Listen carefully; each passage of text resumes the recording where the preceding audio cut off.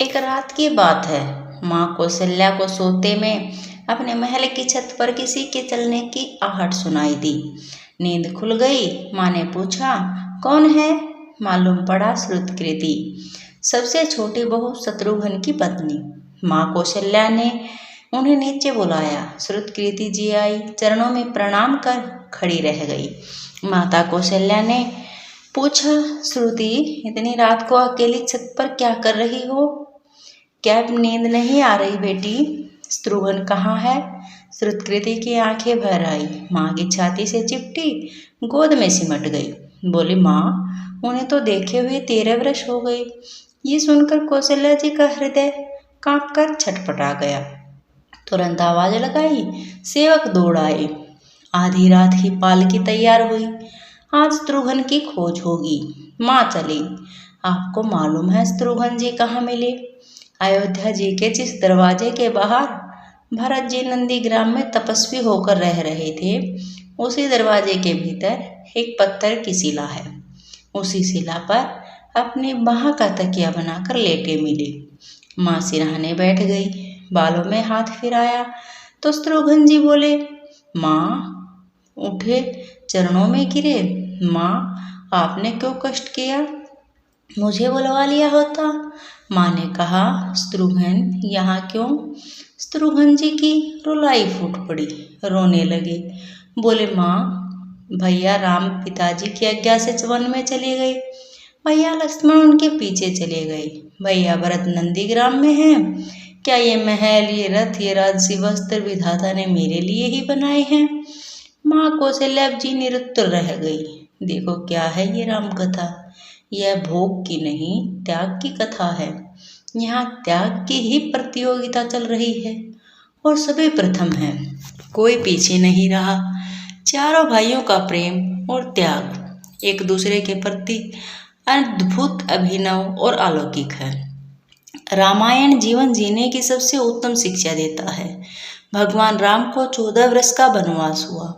उसकी पत्नी सीता मैया ने भी सहर्ष वनवास स्वीकार कर लिया, परंतु बचपन से ही बड़े भाई की सेवा में रहने वाले लक्ष्मण कैसे राम से दूर हो जाते? माता सुमित्रा से उन्होंने आज्ञा ली वन जाने की, परंतु जब पत्नी उर्मिला के कक्ष की ओर बढ़े तो सोच रहे थे कि माँ ने तो आज्ञा दे दी, परंतु उर्मिला को कैसे समझाऊंगा, क्या बोलूँगा उनसे?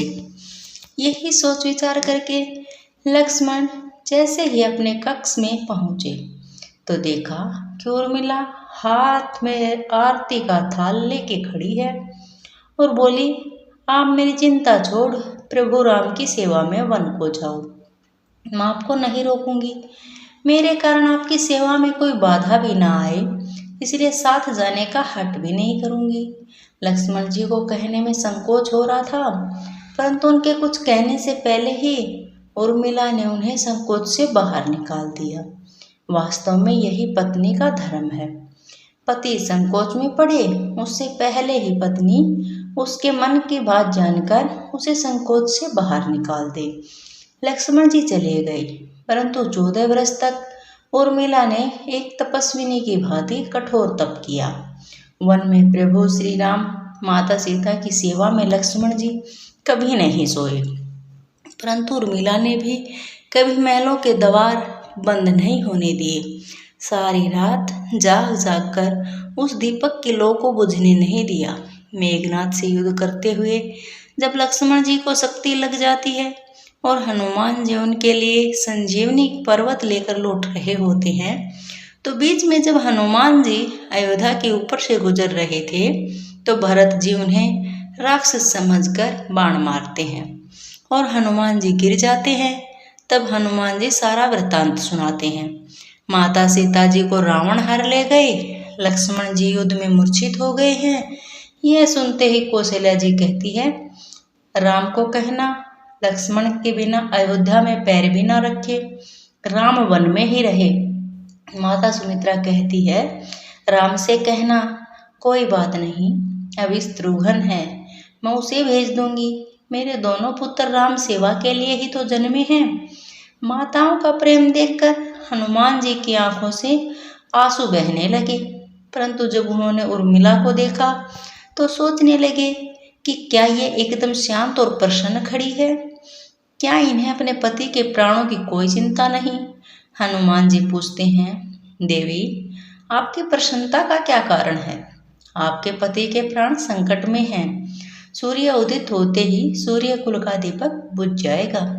उर्मिला जी ने उत्तर दिया, तीनों लोक का कोई भी प्राणी उनकी वंदना किए बिना नहीं रह पाएगा। उर्मिला बोली, मेरा दीपक संकट में नहीं है, वो बुझ ही नहीं सकता। रही सूर्योदय की बात, तो आप चाहे कुछ दिन अयोध्या में विश्राम कर लीजिए, क्योंकि आपके वहां पहुंचे बिना सूर्य उदय हो ही नहीं सकता। आपने कहा कि प्रभु श्री राम मेरे पति को अपनी गोद में लेकर बैठे हैं।